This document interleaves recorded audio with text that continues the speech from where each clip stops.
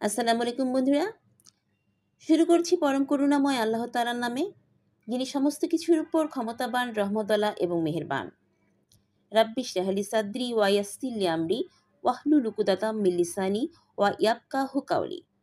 বন্ধুরা, আপনারা যদি আপনাদের পাহাড় পরিমাণ ঋণ শোধ করতে চান এবং একই সাথে চান রাজত্ব এবং সম্মান, তাহলে আপনার জন্যেই আজকের এই মহামূল্যবান আমলটি। হ্যাঁ বন্ধুরা, আজকের এই মহামূল্যবান আমলটি হচ্ছে, আপনাকে প্রথমে দরুদ শরীফ পাঠ করতে হবে ৭ বার, যে কোনো দরুদ শরীফ, এবং আপনাকে এরপরে পড়তে হবে আল্লাহুমা ইয়া গানিয়ু ইয়া মুগনি ইয়া মুতি ইয়া ওয়াহাবু। আল্লাহ আল্লাহ পাকের ৪টি পবিত্র সিফাতি নাম আল্লাহুমা ইয়া গানিয়ু ইয়া মুগনি ইয়া মুতি ইয়া ওয়াহাবু ১১১ বার, এবং পরে আবারও দরুদ শরীফ পাঠ করতে হবে ৭ বার।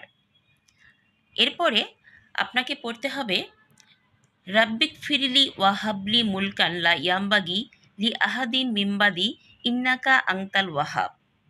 এই দোয়াটি আমাদের প্রিয় নবী সুলাইমান আলাইহিস সালাম মহান আল্লাহ পাকের কাছে প্রার্থনা করেছিলেন। এটি অনেক মূল্যবান একটি দোয়া। এই দোয়াটির অর্থ হচ্ছে, আল্লাহ আমাকে ক্ষমা করুন এবং আমাকে এমন একটি রাজত্ব দান করুন যা আমার পরে আর কেউ না পায়। সুতরাং বন্ধুরা, বুঝতেই পারছেন এ দোয়াটির ফজিলত কতটুকু। আপনারা দিনের যে কোনো সময়ে ৫ ওয়াক্ত নামাজের পরে আপনাদের পছন্দ মতো বা সুবিধা মতো সময়ে আপনারা এই দোয়াটি পাঠ করতে পারেন। ইনশাল্লাহ দেখবেন অতি অল্প সময়ের মধ্যে,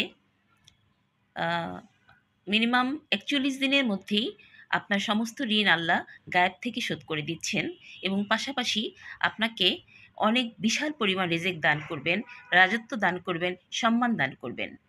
সো বন্ধুরা, ভালো থাকবেন, এবং আমার এই আমলটি ভালো লাগলে অবশ্যই লাইক করবেন, শেয়ার করবেন এবং সাবস্ক্রাইব করবেন। ভালো থাকবেন বন্ধুরা। আসসালামু আলাইকুম। শুকরিয়া।